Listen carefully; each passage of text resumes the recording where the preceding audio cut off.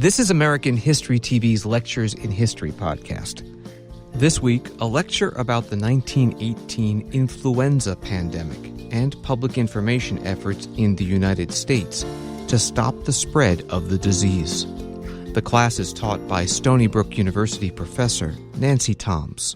So what are we going to do today? I promised you all that I would do a little show and tell from my own research work. And the timing of this turned out that doing something, historical perspective on pandemic preparedness might seem like a really interesting topic for us to discuss. And I think I've mentioned to you all that I have been getting a lot of calls from journalists lately, and it's kind of like, why in the middle of an ongoing pandemic are they calling up people like me? So I think this is a good thing for us to talk about. This is a history methods course. It's about how you become, went too fast there, how you become a historian and what you do for a living. You may remember the first week of class, we talked a little bit about the reaction sometimes you may get from family members when they hear you're a history major or a minor or even taking a history course, that why is this useful knowledge? Why are you bothering with all this old stuff? I can tell you personally, I get those questions a lot because of my research specialty in the history of health and medicine. Science is so much better today. Why should we bother looking at the past history of diseases and how we responded to them? So my goal today is to give you an example of why bother and why I'm proud to be a historian. Come on in, Justin. Why I'm really psyched about what I do. So that is objective number one. I said the first week of class, I want to make you proud of being a history major. So here's my way of saying why I'm proud to do what I do. The second goal today is to talk specifically about pandemics in terms of what we've been talking about in this class. How were forms of public outreach used to try to contain and mitigate a major epidemic? My work has been on public education, or you might call it propaganda. Do we need to? Justin, can you just move over a little bit? There you go.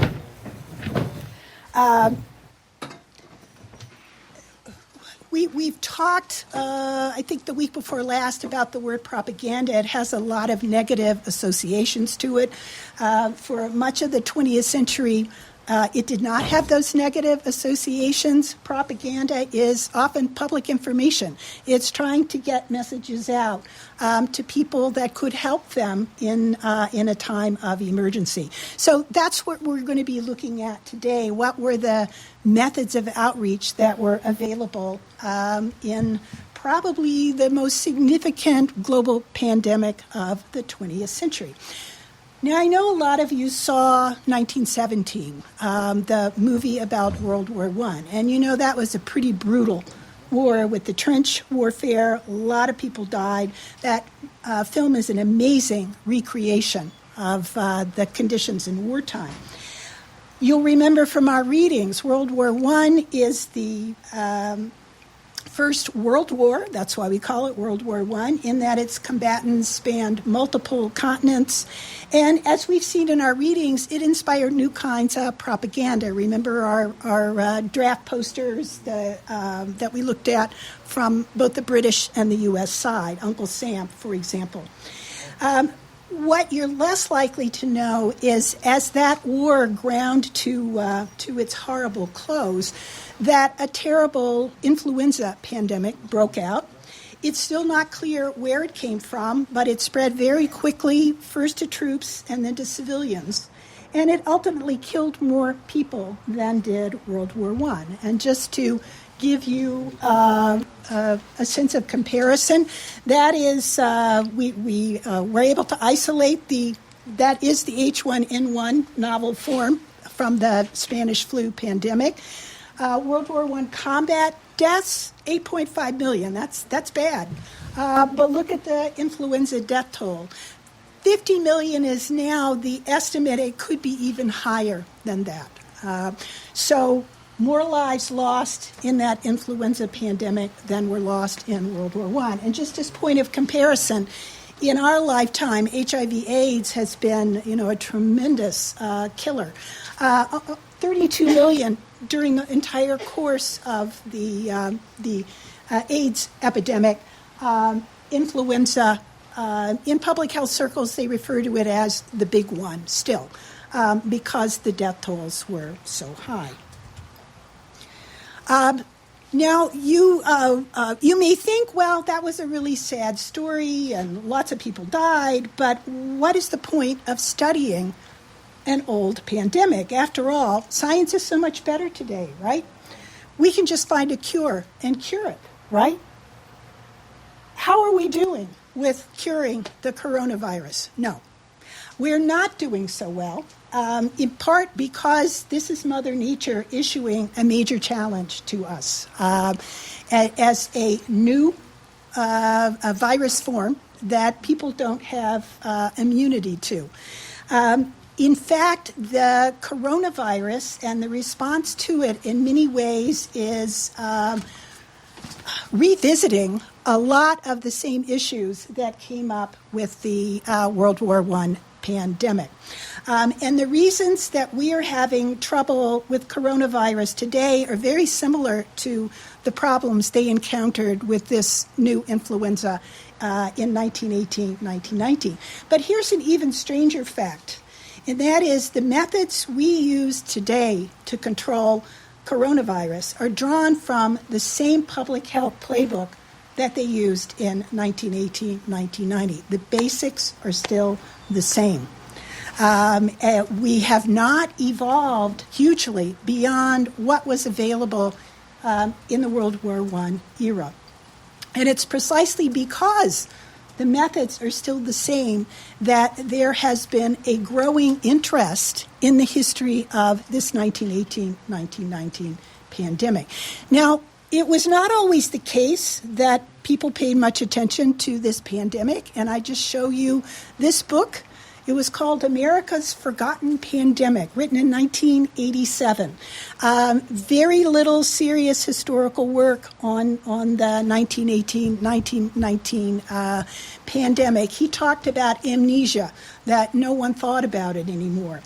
I'm here to tell you that, especially in the last 20 years, it is forgotten no more. There has been an upsurge of research and interest in this pandemic out of an impulse to try to learn how to manage current epidemics more effectively.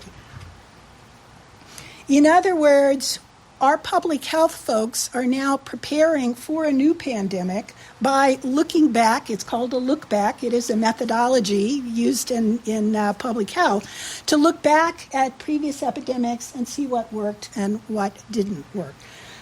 Public health emergency preparedness has become a major subfield in public health. It's really grown a lot since 9/11. You may remember there was some bioterrorism involved in 9/11, but it also reflects a kind of gradual recognition that for a variety both of economic factors and also environmental factors, we are getting more and more novel diseases emerging. And, this has a lot to do with the ecology between people and animals. It also has to do with global transportation. That means a novel disease that breaks out in Wuhan can then travel very quickly through not just trains and cars, but airplanes now can travel very quickly. This is just a kind of list of what have been major public health concerns just in the past 20 years, starting with SARS, MERS, Ebola, Zika, and now COVID-19. So starting back with SARS, there was a growing sense among policy leaders that they needed to start planning ahead, thinking about, well, if a novel pandemic breaks out, how are we going to control it, especially if it spreads very fast and even scarier, it has a high mortality rate. And so agencies like the Centers for Disease Control, even the Department of Defense started spending money, believe it or not, to hire historians and other archaeovirologists to get them together to investigate, in particular, the pandemic that I'm going to talk to you about today. Of all the old pandemics, I mean, people go back and look at the bubonic plague in 14th century Europe. They look at the initial disease exchange with native peoples when the Europeans came with Columbus. But of all the look-backs, the one on the influenza pandemic has probably gotten the most attention because in many ways it's the first modern global pandemic in the sense of what we are experiencing today. So one of the historians who got invited to participate in this look back was me. Now, I want to make clear here, I have been a bit player in this. There are other historians that have been much more at the forefront of organizing this. I would call out my colleagues at the University of Michigan, Howard Markel and Alexandra Stern, as leading this team. But they invited me in to help because of my historical specialization in popular public health education. So that's my book. In some circles, I'm known as the Germ Lady. One reason I get calls from journalists is they will Google germs, and the Gospel of Germs comes right up. What was this book about? I wrote it a long time ago, 1998. Been in print ever since. What I was interested in is how ordinary people like us came to believe in the existence of something they couldn't see, which was a germ, a microbe, and then to alter the way they behaved, like, doing the not shaking hands, but the kinds of stuff we're now doing.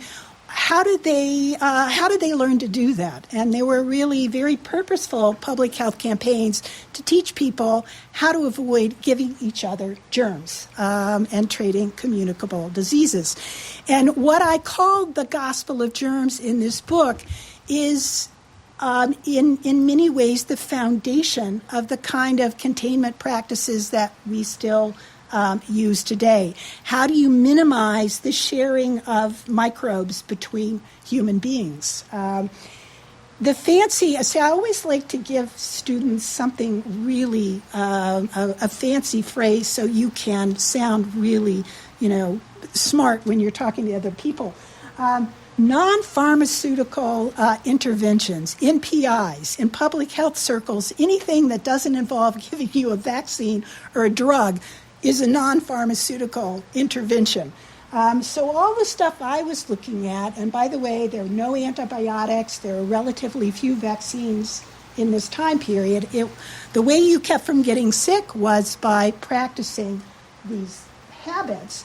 I think easier to say is the phrase social distancing measures. You go online or you read in the newspaper, and they are talking about that all the time now. When they tell us not to shake hands or to, sneeze into your elbow, that's a social distancing method. Exactly the same stuff they were telling Americans to do at the turn of the last century. Why is this important? Because even though we have made astounding improvements in the health sciences, we still cannot cure a virus. Limited medications to this day to slow down a viral infection. So when we are faced with a novel virus, using these tactics is one of the most important ways we have to keep people from getting sick and dying. So if you have a highly contagious epidemic on your hands, your best bet is to try to slow its spread, stop its spread, And these techniques are very, very valuable. That was a lesson public health experts learned in World War I that we still use today. So my work has been kind of studying. First, I did just basic germ education, but then I looked specifically at World War I and how they tried to ramp up the public health education in the face of the pandemic. And that's what I'm going to show you more of today. Okay?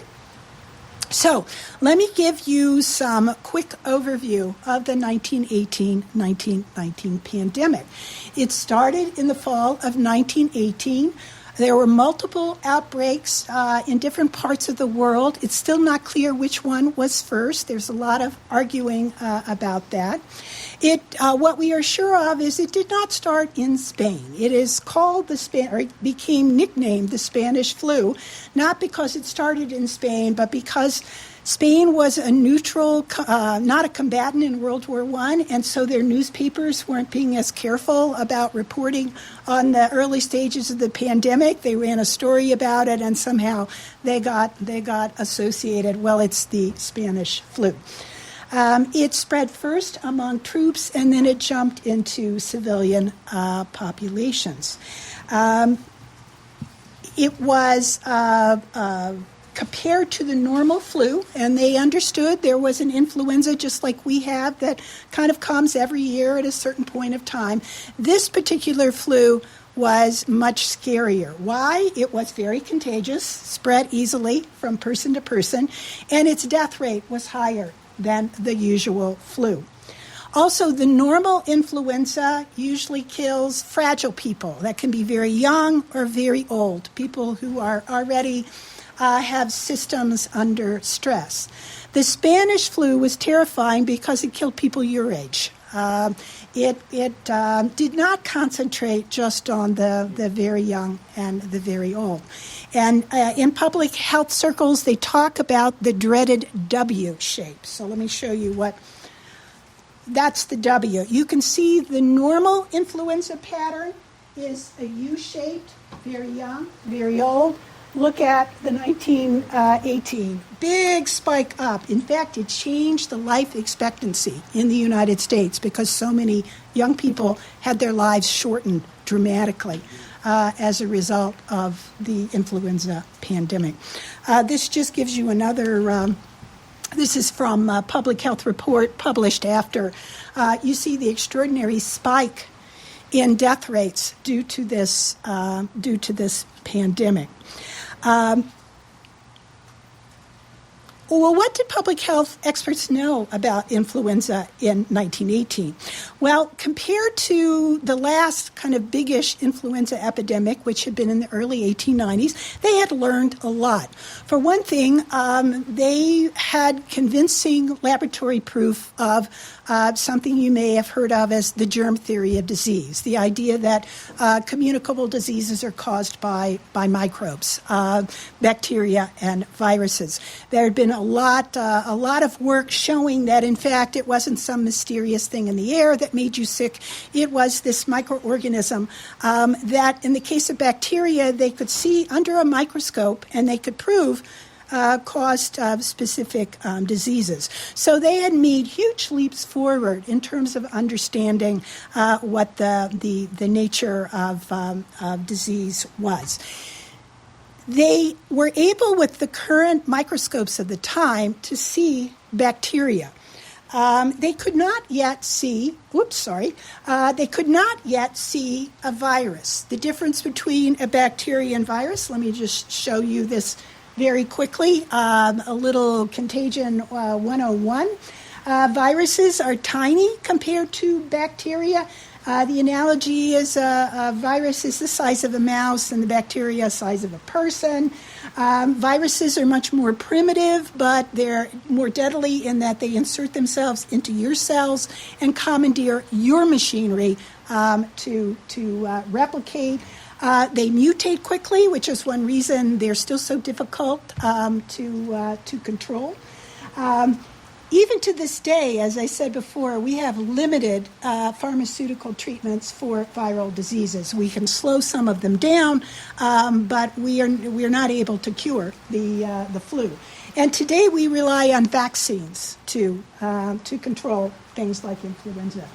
Bacteria are much bigger, and they're a single-celled microorganism. It turns out that they can do incredible damage to the body, but eventually effective drug treatments were found for bacteria. Antibiotics only work against bacteria. They don't work against viruses.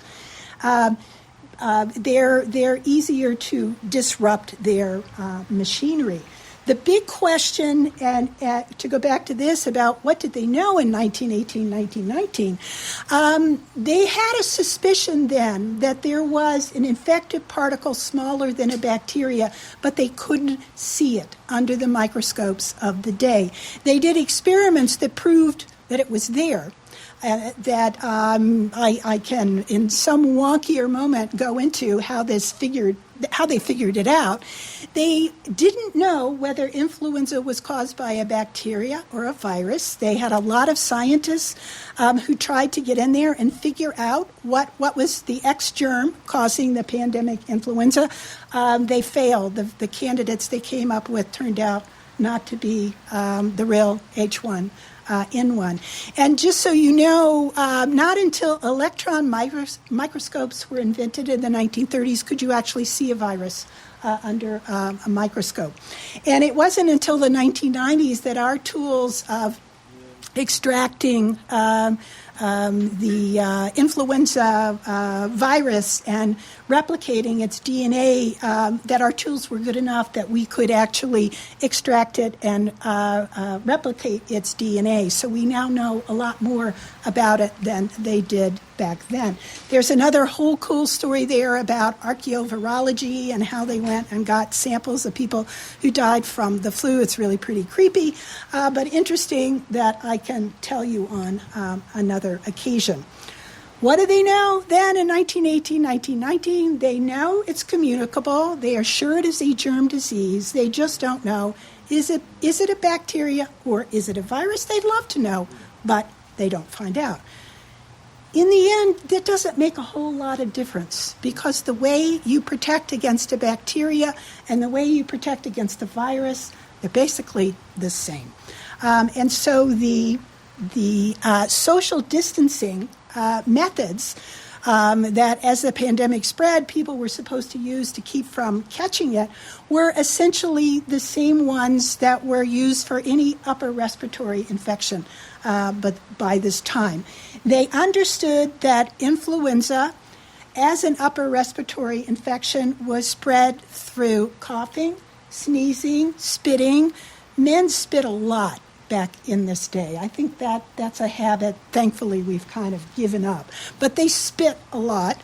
Also, if you shared glasses or utensils, sometimes that's called fomite. That's a really weird word, fomite. It's an object that carries, like if I have coronavirus and you touch my phone and you get, this is a fomite that you can, you should not be messing with other people's phones right now, but you know that.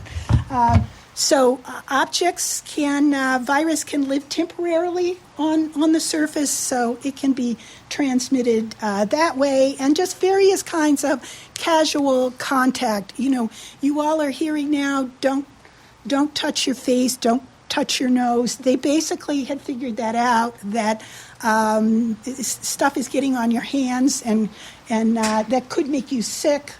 Try to practice careful hygiene so you're not spreading germs. And they already had this idea not just about influenza, but about a lot of other diseases. Now, one of the things that they realized pretty soon, remember that W I showed you, is that this 1918 strain of influenza seemed much more deadly than the usual annual influenza. And experts today are still arguing. They have reconstructed the virus that they got out of people who died from the Spanish flu. And some of them look at this and say, there's nothing particularly scary about this. It just looks like an ordinary flu. It wasn't the virus, it was the social context, that this was wartime. People were malnourished. Remember 1917? You look at those trenches and you think, boy, you would get a lot of yucky stuff being in that trench. That wartime hygiene, nutrition may have made people more vulnerable, and perhaps that is why it was so deadly. That argument is ongoing. I'm, as a historian and not a virologist, I don't know. My guess is they're never going to be able to firmly determine why it was that this particular virus caused that W shape. Yeah. Is there like a reason? Could you? Yeah. Is there like a specific reason why it was affecting people in like their 20s to 30s compared to the normal flu? We don't know. And that's kind of the puzzle of this, is that's so unlike the normal flu. Now, that age group we know would have been military. That would have been the young men and the troops, yes. So, but it also, in the civilian population, killed a lot of young people as well. Maybe the nutrition overall, I mean, even though it was the home front, things were, maybe people weren't fed as well, but I'm not sure they've really come up with a good answer yet for why it took that Y shape. And to be honest, the uncertainty about this one is something that carries over into other new ones, is there's always this worry that it's going to happen again, and we don't know exactly why. Fortunately, does not appear in the coronavirus to be doing that W shape. So far, so good. Whatever the cause, so again, we don't know, was it a mutation that made it so bad, or was it the underlying wartime conditions? What we do know is that compared to the annual influenza, the 1918 version was really, really scary in its symptomology. People would come down with an extremely high fever. They would develop a really severe upper respiratory infection, often compounded by nausea and diarrhea. In the worst cases, it caused such a devastating assault on the lungs that the lung tissue was destroyed, and essentially people were dying from the fact that they could not get enough oxygen into their lungs. Their lungs were that damaged. There was also a secondary problem, and this is true with flu to this day, is that the virus weakens you and then a bacteria comes along. In the case of the influenza pandemic, it was pneumonia. Either viral or bacterial would come in, and if the flu hadn't killed you, the pneumonia would do it. Yeah, give it. Can you hold on just a second? Were there any immunities to this virus back then? A very good question. So one thing about when you do have a virus, you may then have an immunity to it. One of the theories about why this was so bad is that, in fact, it had been almost 20 years. The one I mentioned in the early 1890s may have been this strain, and that the people who had that immunity had either lost it or had died off. So it was basically a virgin population that had not been exposed to this particular flu, and then that would make it, you wouldn't have the immunity of having been exposed to it. So that's one possible explanation to why a lot of people didn't have an immunity to this particular strain of it. Okay, so it's hard to exaggerate how scary this epidemic became very, very quickly. And I'm just going to talk about the United States here, but it was in fact a global pandemic. The first two cities hit were Boston and Philadelphia. In part, they got hit first because they had military camps that jumped to the civilian population. They were caught unawares by the speed and the deadliness of the pandemic. And by the time they started to put those distancing, quarantining, isolating measures into place, the epidemic was already out in the general population and very hard to shut down. In Boston, the kind of center of infection was Camp Devens. There were 14, again, military camp, 14,000 cases of the influenza, 757 deaths. In Philadelphia, it was the Navy Yards that became the kind of focal point for the spread. So many people were dying in Philadelphia that they were having to take cold storage plants that they used for other purposes and turn them into morgues. The death tolls of that original pandemic in those two cities were really staggering. Seeing what was happening in Boston and Philadelphia, everybody else could say, this looks really bad. We need to start getting ready. Let me just read you, this is a description from September 1918 from then United States Surgeon General Rupert Blue. The disease is characterized by a sudden onset. People are stricken on the streets or while at work. First there is a chill, then fever with temperatures from 101 to 103, headaches, backache, reddening and running of the eyes, pains and aches all over the body, and general prostration. People so attacked should go to their homes at once, get into bed without delay, and immediately call a physician. Sounded like good advice, but very quickly there weren't enough doctors to go around to take care of all the people going home with this disease. Now, one of the differences between that 1893 influenza epidemic and this one was the degree to which newspapers had grown and carried this story so you could see in real time what was happening and what was coming toward you. The pandemic occurred. Yes, yeah, Vito. Sorry.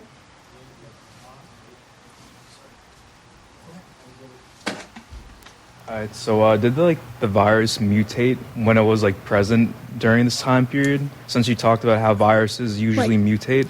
So again, I'm not a virologist, but my understanding is whatever mutating it had done, it had already done.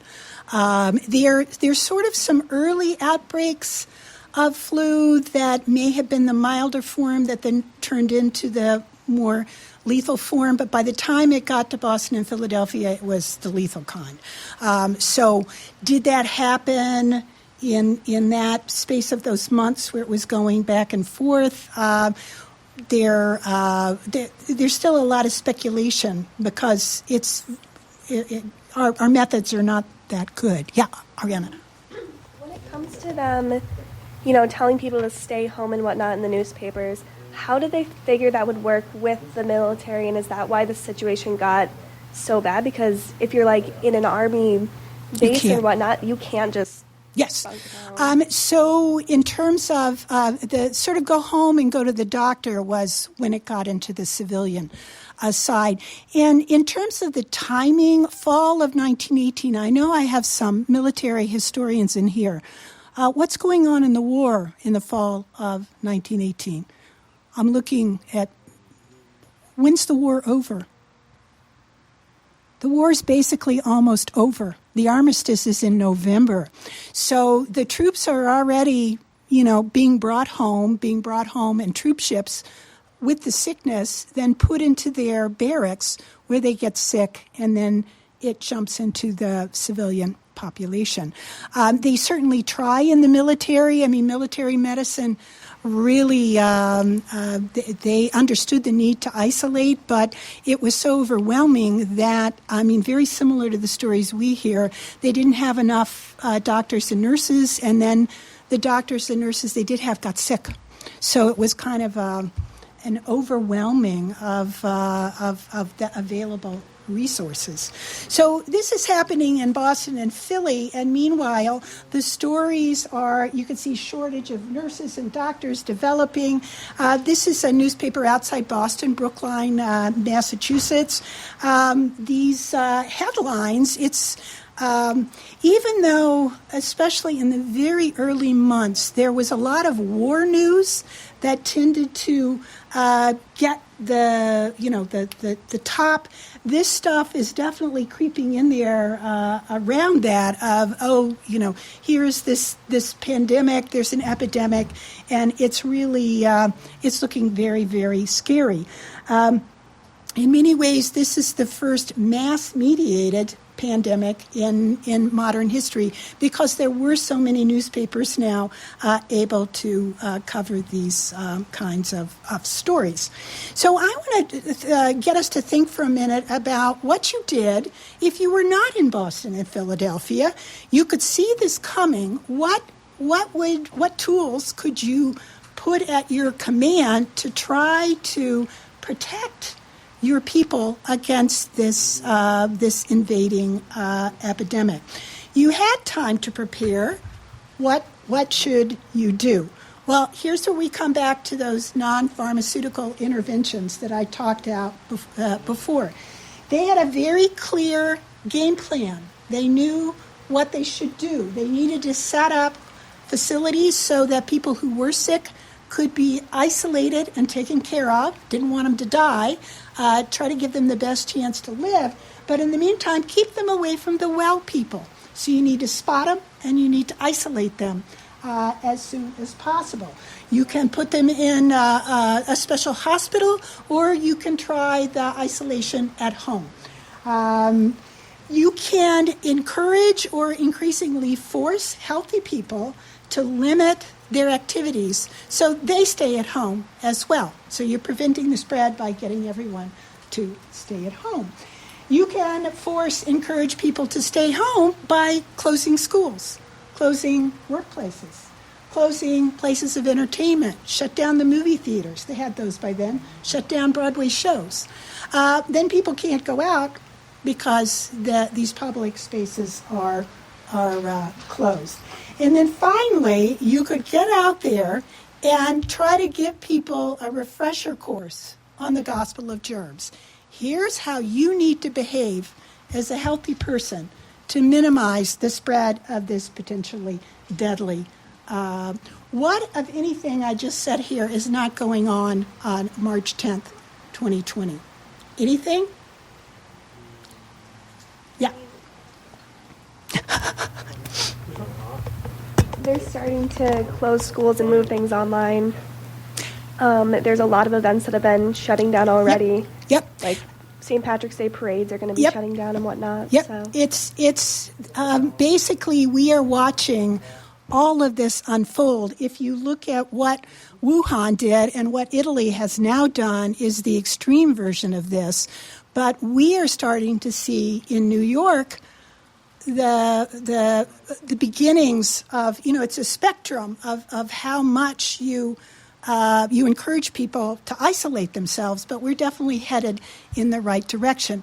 I can't tell, it is so weird for me to get up every morning and feel like it's deja vu all over again, and the Yogi Berra, homage to Yogi Berra, the uncanny similarities to the research I did on not Boston and not Philadelphia as they were trying to figure out what to do. So basically, like I said before, the playbook now is the same playbook that they were using during the great influenza. And how well did it work? How did they go about trying to get people, to cooperate with all these techniques? So here's where we get to the subject of our class. Because in fact, I use the term propaganda here. We might want to call it public information, public education. Doesn't sound quite so bad as propaganda. But essentially, part of the playbook in World War I was to try to get propaganda out there to tell people what they needed to do. The techniques that were used by public health experts were taken from other forms of messaging at this time period. So what we're going to do now is I'm going to show you some of the messaging and ask you to look at it through the eyes, the analyses that we've cultivated in this class of looking at different forms of advertising and propaganda. Let me just step back a minute and ask you to think about what you remember. In 1918, what kinds of outreach mechanisms did they have available in the United States? Think back to the Wu book that we read. How, if you wanted to get the message out, how could you do it? Thoughts? Yeah, Jordan. I guess a big way is newspapers, because that was the yellow journalism time period. Yes. So getting people, putting like the articles about, oh, the flu's spreading, will get people's attention and scare people. Absolutely. Bingo. Newspapers are definitely. But there was another another format that they started to use. What were you going to say, David? Same thing. Okay. This is probably not one that would immediately come to mind, but that's why we're talking about it. So yes, Jordan, newspapers, and newspapers at this time. They could be really snarky about political stuff, but basically in terms of conveying epidemic information, if the public health department said, please tell people X, they would tell people X. There wasn't a lot of backbiting about, you're not doing it right or whatever. The newspapers are really an important way for public health departments to get out there and say, here's the threat. You really need to do something about it. This is the newspaper from Seattle, and you can see churches, schools, shops closed. The one on the right is from Washington, D.C. It shows you nurses making gauze masks to protect people from the infection. So yes, newspapers were a really important source of messaging about pandemic preparedness. The other tactic they used, you're also familiar with, but you probably have never seen. Remember we looked at all those French posters and how the posters were used to advertise all kinds of products? Well, the public health people saw those posters and said, well, we can make posters too. We're going to make posters about infectious diseases and try to help people learn how to guard against them. The big show in town in 1918 was not influenza, it was tuberculosis. Also a mostly respiratory lung infection, very different pattern of much more of a chronic infection, hard to spread from person to person, lasted a lot longer, killed a whole lot of people. But ironically, the ways that you prevent the spread of the tubercle bacillus are essentially the same ways that you're going to prevent the spread of the influenza germ. Coughing, spitting, all those things that I mentioned to you. The anti-TB people had already said, you need to be very careful how you cough and sneeze because you don't want to get tuberculosis. They basically took that message and layered influenza. They just changed tuberculosis and put influenza in there and basically put out the same message. So now I'm going to show you a sort of selection of influenza-related messaging material. And we're going to do what we've done with some of our other ad and propaganda analyses. I'm going to show you a series of texts and images. And and where they came from. And as you look, I want you to think to yourself, what does this remind me of that we've already looked at? What are they borrowing from? But I also want you to think about what's the story they're telling? Why? What values are they drawing on to try to get people to act in a careful way about the influenza? So what's the kind of big picture of do this because fill in the blank? So I'm going to show you these, and then I'm going to see what you come up with. All right? Okay. So one way to go about this was to put up these public notices in public places. On the left is people took trolleys back in the day in Cincinnati. This was, they called it a car card that told people to keep their bedroom windows open to prevent influenza, pneumonia, and tuberculosis. On the right is a poster that was developed for use by the Chicago Department of Health, specifically to be used in theaters, that told people, gave them basic information about what they should do if they were not feeling well, and also what they should do just to stay safe. So this kind of very text-based, here it is, here's what you need to do, very common in this time period. I was working on this over the weekend, and I went into New York City, and I was sitting on a relatively new subway car. And what do you think was scrolling? It was COVID-19, do this, this, and this, first in English, then in Spanish. And I'm thinking, it's like a digital car card, much more sophisticated, but the basic concept still very, very similar. Messaging at your place of work. So remember, Navy yards, places where military, supplies were being made, had been a real breeding point. So you're going to put up signs saying, please be careful, because we don't, please be careful. Okay, so that's the workplace. And then you had posters. Posters that look at how different. We're no longer just the words. Remember how we looked at old ads that were nothing but words, and then all of a sudden they started to put pictures with them? They started to get that in public health, that maybe if you put a picture, it was worth 1,000 words.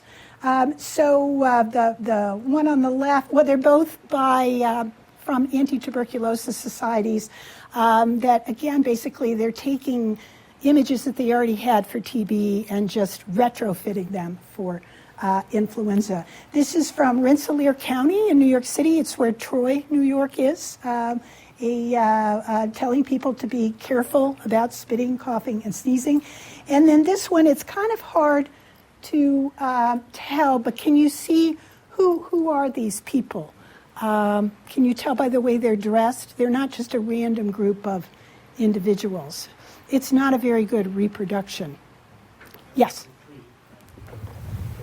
Is it military because of the hat shape? It's the hat, absolutely. And I apologize, it's just not a very good, but absolutely. Those, again, you probably see them in the movies. They look, I don't know, like a little dome hat. Those are soldiers that they're showing you. And then they began to experiment with cartoons. In the golden age of newspapers, cartoons became very exciting. Some of you may have heard in your other classes that yellow journalism really was a term that came from a cartoon strip that everybody became insanely wild about, that was about the yellow kid. And I think Pulitzer had it, and then Hertz stole it from him, and then Pulitzer tried to steal it back. Anyway, cartoons, people bought newspapers because they wanted to read the cartoons. So these public health folks start realizing, well, if we want to get people to pay attention, maybe we should try more cartoon-like figures as well. Both of these are from the United States Public Health Service in in 1918. All right? Okay, so you've seen them now. Talk to me about what themes do you see in here? How is pandemic preparedness being pitched to get people to cooperate? Yeah. So I noticed on the second one at the very bottom, it says spread of Spanish influenza menaces. Ooh, where'd it go? Oh, I'm sorry, the second one that was on that slide. This one? No, keep going. It was on that. Back this way? Or back the other way? Sorry. It was on one of the posters. No, it's not those. Not that one. But it basically said Spanish influenza menaces the war production. I think it's this one. No, it was a different No, one. there's another one. Okay, so bingo, you've got it. It's menacing the war production. Where is it? That one, There it is. It's the last one. Yes. So it's definitely being linked to being supportive of the war effort. Does anybody remember the posters we looked at from World War II about the slacker? Do you remember that? When I was looking at this, I thought of that. Remember the guy who's in bed and has been drinking and is not going to work? That he's letting down, the whole American people. Same idea here is you need to be careful with your coughing and sneezing as part of the war effort. What else do you notice about the intended audience here? This is something that hit me like especially in the pictures. Look at the pictures. Yes. I feel like it's targeting men Yes. specifically. Yes. Because every poster is about men. It's about soldiers and whatnot. Mm-hmm. And I don't know. It's also being like, don't spread this to other people. So it's your actions, the actions that you're taking, Mm-hmm. instead of like ways to not get it. It's ways to not give it. Give it, yes. So I don't know, I was maybe 2/3 through my research before I realized I had yet to see a drawing of a woman in any of this influenza pandemic stuff. All of Part of that been because women were typically in the home. Yes, I think that's part of it. And also, when you think about, even today, which of the two genders is thought to be more health conscious, isn't it usually going to be a woman compared to a man? I can also tell you, because I had done all this, that a lot of the health education was being focused on children and by their mothers and by their teachers. So there was a kind of association of hygiene education with women and girls. And the sense was that somehow the guys just hadn't gotten the message yet. Also, I think I mentioned the spitting habit. Spitting was associated with chewing tobacco, which is not something normally that women did much of. So men were seen as the source of the spitting problem rather than women. So clearly targeting them. I think those are all good explanations that the men are more likely to be out and about, going to the Navy Yard, whereas the women are back at home. But there's also a suspicion that, macho, whatever, that they may not be as tuned into the finer points of not spitting or coughing on people than might be their grandma or their mom. Okay, good. But you can see how much they were drawing from other forms of advertising and propaganda from this same time period to get their message across. So, compared to, at least to previous pandemics, this effort was pretty sophisticated, and they really got this message out to a lot of different places very quickly. It's not easy to do. And remember, they had to print all the stuff up. They couldn't just go and post it on the internet. That said, it's one thing to get the information out there. It's another thing to get people to act on it. So I want to talk now a little bit about resistance. Remember when we talked about the Wu book? We talked about the resistance that people develop to all these messages. You know, the attention merchants are trying to get you to do X, Y, and Z. You hear it so much you just turn off, or you listen and you think, I can't do that, or I don't want to do that. Very similar to these messages, that these ideas that we're putting out there were difficult to implement.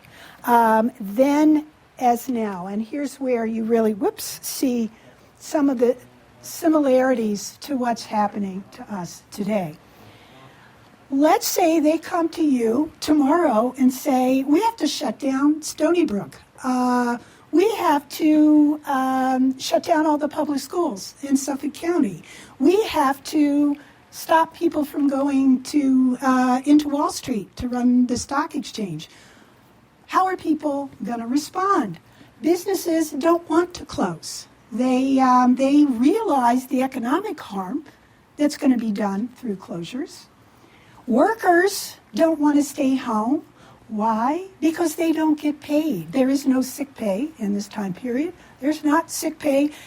If I could tell you the number of conversations I've heard from people here talking about what are we going to do if we have to stay home and we don't get paid. Many of these people lived from paycheck to paycheck. Being told you couldn't go to work. You might get influenza, but you might starve if you weren't going to work and getting the money. This one just keeps coming back to me because I read all these accounts of why it was a bad idea to close down public schools. And the argument was a lot of the parents of these kids work. So the kid is going to be either left alone, or more likely they are going to start running around the streets of New York in this case, and they're much more likely to get the influenza running around than if we stick them in school and keep an eye on who's sneezing and also make them practice social distancing. So there was strong pushback, even in the face of the W curve, of people saying, we can't do this. We don't want to do this. We don't think it's a good idea. We can't get with the program. I don't care how many car cards or posters you put up. This is not making sense. And one of the arguments you see from basically, I'd say the public health experts, they kind of span the spectrum of some saying, I don't care. I want you to stay home and, I don't care. You got to do it. And then you have other public health experts who say, I get your point. I get your point. And some of them are saying the economic disruption from forcing everybody to stay home is a public health problem. So maybe we need to take a more moderate approach. And the other thing they talk about is morale. If you scare people and they have to stay home and they can't go to baseball games or the theater, their morale goes down, and even though they didn't understand the psychological part of the immune system, they definitely had a sense that if people are depressed, that they might be more likely to catch something. So there were some strong voices, including in the public health community, saying, we don't want to do the extreme of shut down everything. We want to do something more moderate. And a case in point is our own New York City. This was a really interesting story. You would think New York is Boston, Philly, New York, it's coming at you. That New York would have taken a very hard line and closed down? No. And a lot of this depends on who's in charge at the moment. The Commissioner of Health then was a guy named Royal Copeland. And he basically listened to all these arguments and decided to take the more moderate route. So what he said is I'm not going to close schools. What I'm going to do is instead ask everyone to stagger their opening and closing times. And the theory here is then everybody wouldn't be on the subway or the trolley car at the same time. He decided, no, we're not going to shut down Broadway and the movie theaters because that would make New Yorkers too depressed. And we are going to keep kids in school and keep an eye on them. He was the one who said, I don't want hundreds of thousands of public school kids running amok in the streets of New York City. Talk about a public health crisis. So he really kind of took this more moderate view of yes, making accommodations, but not going toward the total isolation. And one of the really interesting things about what ends up happening is that one of the deals that they made, and one of the fun things I did in my research project was I read Variety. Have you ever heard of it? It's a professional entertainment newspaper, and it was very big even then. I sat and I read Variety from the beginning of the influenza to the end of what the theater owners were saying about the epidemic.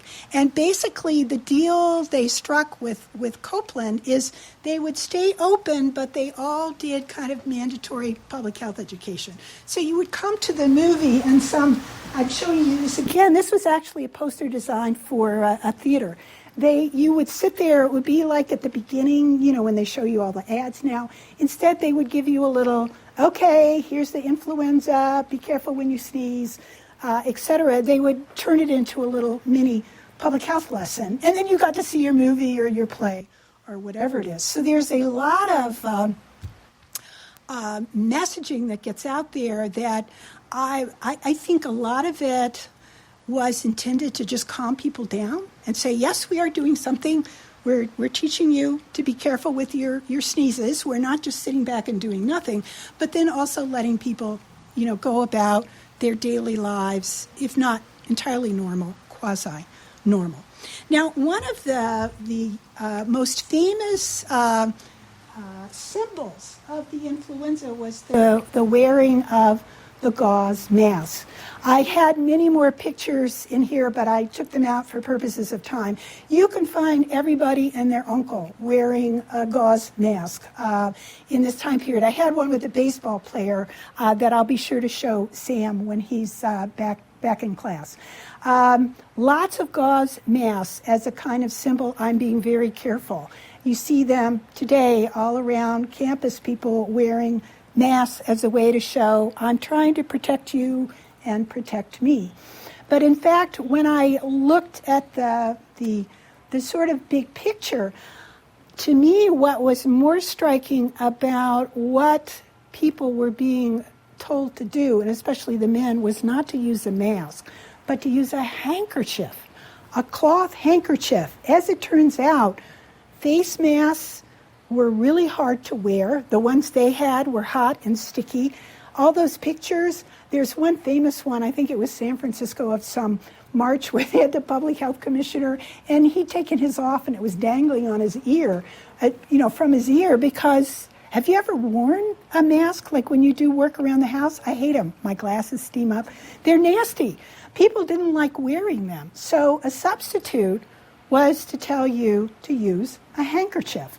For a certain generation of American men, and I don't know if European men, some of you who may have grandpas who grew up in a different country, for my generation, you knew an older American because the man always had a handkerchief. And I see that as a kind of remnant of this, to be a good patriot, you've got to have your hanky and cover your nose. This is just a little, a cartoon from a magazine where the little boy is so excited because he's gotten a handkerchief for his birthday. I think that's probably overstated how excited the kid was to get the hanky. Would a handkerchief really stop the spread of germs when you blow your nose, whatever, you've now just touched that, whatever you touch? I think it's more good for, in terms of real infection control, no.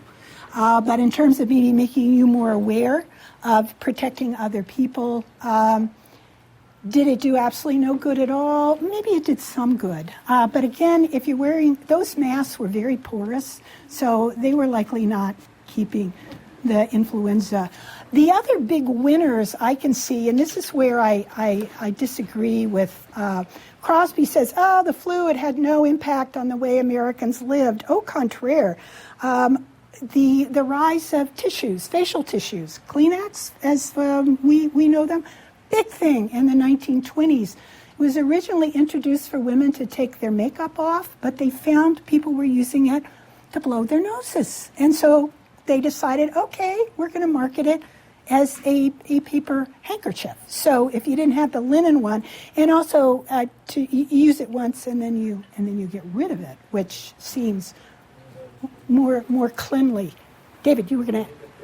I've seen the picture of the police. Would they use to enforce any form of maintaining public health? Yes. So the laws had been on the books since the 1890s that in many cities that you couldn't spit in public, but they were never enforced.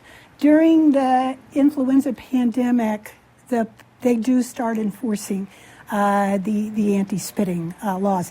That particular picture, I think, here is really, there were a lot of staged ones where, basically you take a picture of them all wearing their masks. 5 minutes later, I think all those masks probably came off as they went about their business because they were just too hard to use. But people did.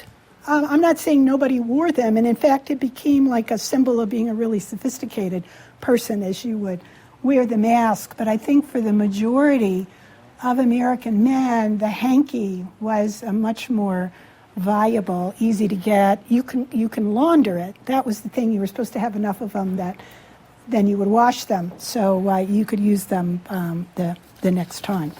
All right. So,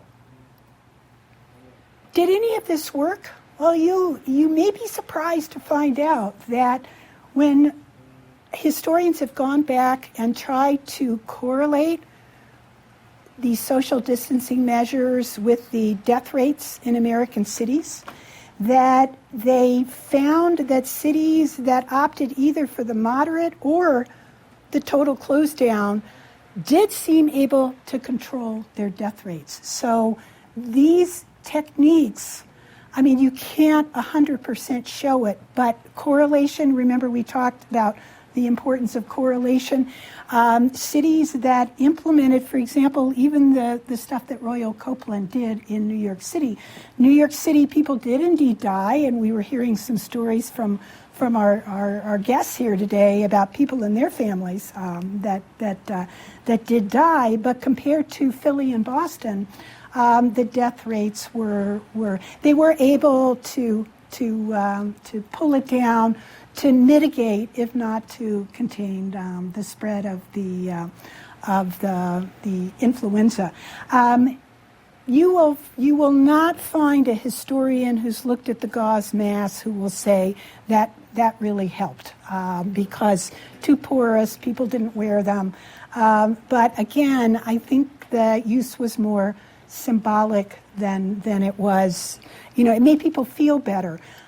After reading about all this stuff, I think making people feel safe is not a bad thing to do, especially if it's wearing a gauze mask or mask makes you feel better. Wear the mask as long as you don't take it away from a nurse or a doctor who needs it. If you can not take away a scarce resource, but if it makes you feel safer, if it helps ratchet down your anxiety.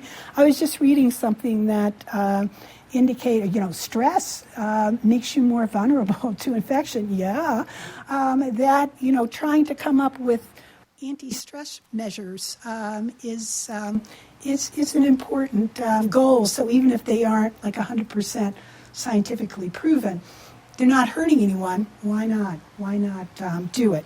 Okay, I asked you all to think about some questions about what you think is going on now. Can we do a little compare and contrast of what similarities you see between now, but also what differences? As history majors, we look at change over time.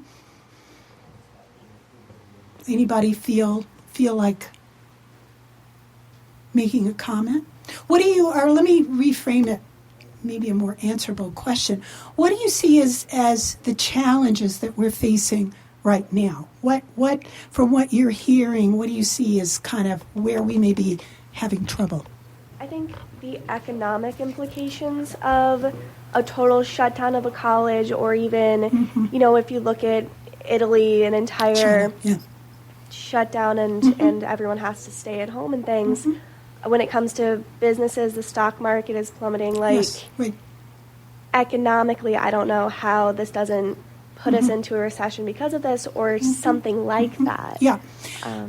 I completely agree. The degree of interdependence and globalization, I mean, it was a global pandemic, but it was with ships and trains.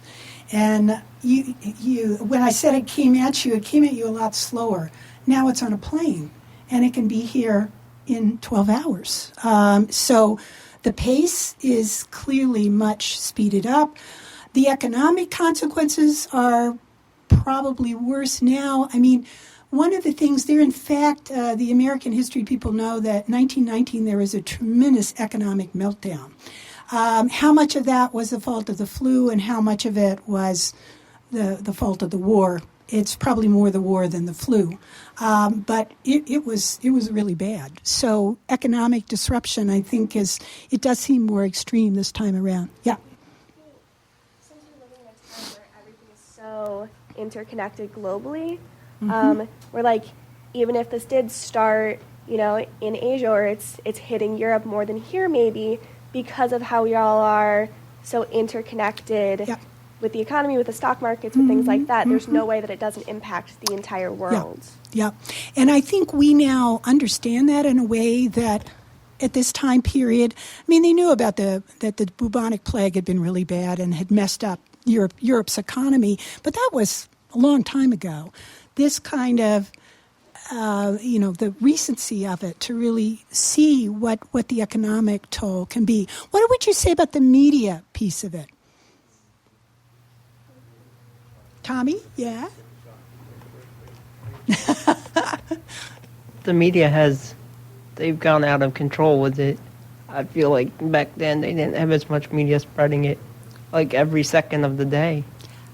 So remember we had that conversation about looking in the Wu book and about the third screen and how it's set off this kind of competitive, the competition is so extreme, and it's like someone sneezes in Southampton and we hear about it, in New York City. I think the degree of, so the 1918, that was a more mediated epidemic than before, but compared to now, 24/7, and also the social media, we could get on there and post on Instagram or whatever about, and in fact, people are doing that. I just saw one from one of the Stony people that I think got sent to Binghamton from the study abroad, and she posted a little video about it.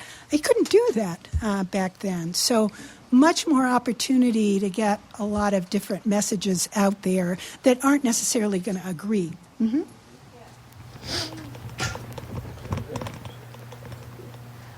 I think it's also so important that messages from people in an authoritative position actually get out, quickly messages, because you have our situation where there's so many rumors on social media, no one knows what the actual truth is, and yet we're not hearing anything from an administrative level, so more rumors are just going to keep happening because social media is so instantaneous. Yes. And believe me, it's not that they're not trying, but the complexity of getting messages signed off at multiple levels. And speaking in one voice, that is not something that's happening you're getting different experts saying different things. I just keep track of, sometimes they say it's not as bad, sometimes they say it's mutating. There's a lot of confusion and mixed messaging. Who are you supposed to? It's become politicized, unfortunately. So it's used as an opportunity across the world for different groups who don't like each other to bash each other. So it's a challenge. So we'll try to get on the same playbook. Don't worry about what's going to happen. We're going to be fine. We're going to we'll know more by Thursday. All right. Thank you very much. You were really good. Thanks for listening. Please rate, review, and subscribe to this podcast wherever you get your podcasts. We would love to hear from you. You can email us at podcasts@c-span.org.